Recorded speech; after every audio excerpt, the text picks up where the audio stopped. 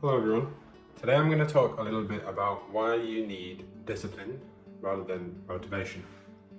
So, if you start off with motivation, so what do we define as motivation?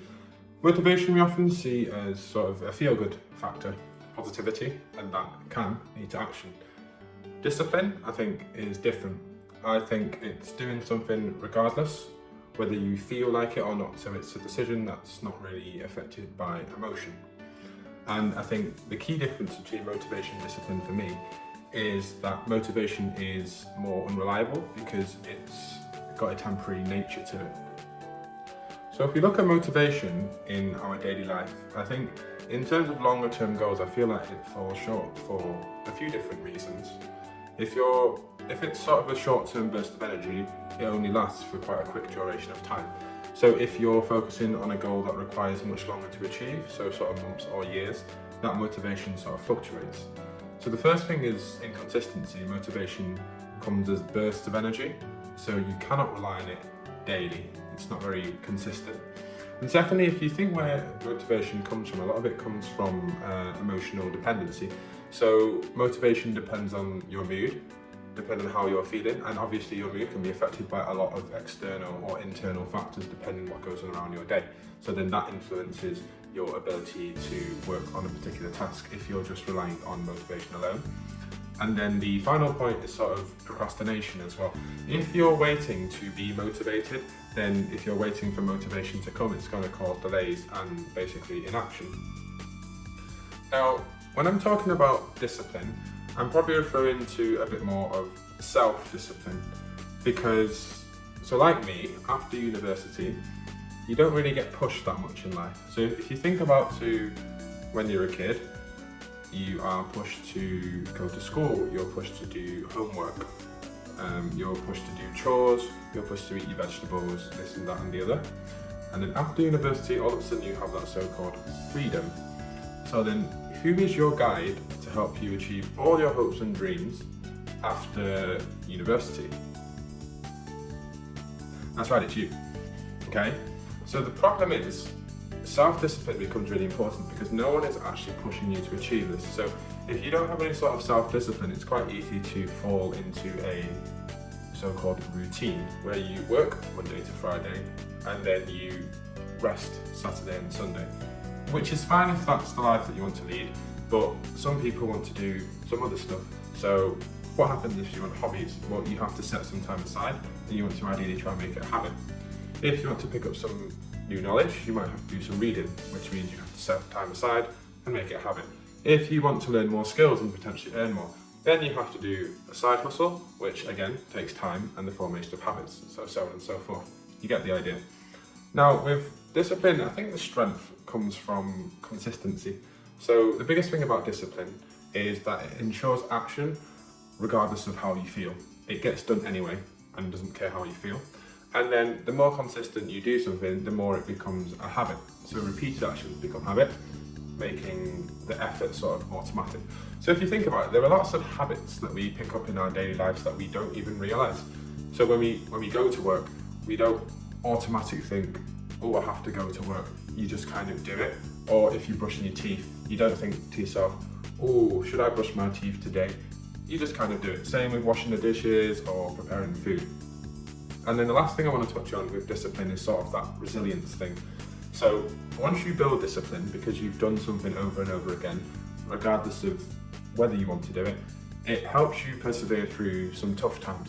Now, a lot of the times I sort of see discipline blown out of proportion. It's very much, oh, it's so tough. But then a lot of the times in your day-to-day, a bit of discipline, it's not really that tough. Like, mate, calm down. You're trying to go to the gym a bit more, you're not training for the Olympics. Now, what happens if you rely on motivation alone? For example, going to the gym. Well, the first day, you're like, oh yeah, I can do this, easy. And by the end of the week, you're eating Doritos and watching Netflix. So apologies, because I feel like I've personally just attacked everyone that makes a New Year's resolution based on motivation and actually follow through. Anyway, building discipline. So there's probably about 1 million videos on this already. I'm not going to go into too much detail about how to build discipline because those guys will probably break it down much better than I ever will do. But the overarching concepts are you want to set a few clear goals, overarching goals, maybe for the year. And then that's step one, and then step two, you just want to break them down into something that's small and manageable. But you have to be quite realistic with it, because the problem with goal setting, a lot of the time it becomes too optimistic. Now, if I'm honest, I'm not really a goal setter. Some people need goals for the motivation, but because I'm more discipline driven, I have an idea of what I want to achieve, because it's good to have a target. You set a few big goals, and then you just sort of get on with it, whether you like it or not. So it's that concept of less talk, more action. And then in terms of a routine, I do think you need to have some sort of a plan with your week to incorporate a life outside of work. So outside the 9 to 5. We sort of plan a lot what we do in a 9 to 5. So when you've got a job, you know that at 9 o'clock you turn up to the office, you might have a coffee break, and then you do work between 10 to 12, you might have your lunch between 12 to 1, you have meetings between 2 to 5. It's a lot more routine. Now, a lot of problems happen after work because you don't have a routine. So you kind of just order takeout or just watch TV, whatever. But it sort of helps if you allocate a specific time slot to them, because I feel that it encourages you to take more action. So you, instead of thinking just work 9 to 5, you also have to start thinking what happens from 5 to 9 after work. And then there's lots of tools that you can use to help measure consistency. There's loads of apps available, you can journal. And you might think, oh well, measuring consistency is just a waste of time. Well, not really, because I've got friends that are, for example, on Duolingo, and they're on streak 700, or people that try to get 10,000 steps a day. One of my friends has done like 300 and something days. And to be fair, I know that one of the reasons they're purely doing it is because they don't want to lose the streak. But it sounds ridiculous, because there are definitely days where they don't want to stay the language or don't want to walk, especially when it's raining all the time. But they still do it anyway, just purely because of the streak. What I'm trying to say is, I'm not painting out motivation is a bad thing. Motivation and discipline are an extremely powerful combination, and I think if possible you want to utilise a bit of both. Motivation definitely has its benefits. It's a catalyst to start change, but I think it struggles with sustaining that change. Small amounts of motivation definitely go a long way though, because it complements discipline, because no matter how much you try to be disciplined, if you're really unmotivated, it gets harder and harder. It becomes like a long slog. So the motivation is sort of, so let's say if you're playing Mario Kart, and then you know when you're last on the game, you pick up the item box and you've got the rocket boost because the game sort of takes pity on you and then you fly around. So that's the motivator, because you're terrible at the game. So then what's your solution? Well, I guess be less terrible. Mario Kart on the DS was such good fun. Anyway, motivation, it's not a bad thing, but it's not the only thing that drives action. So to sort of conclude, discipline drives action, which drives change.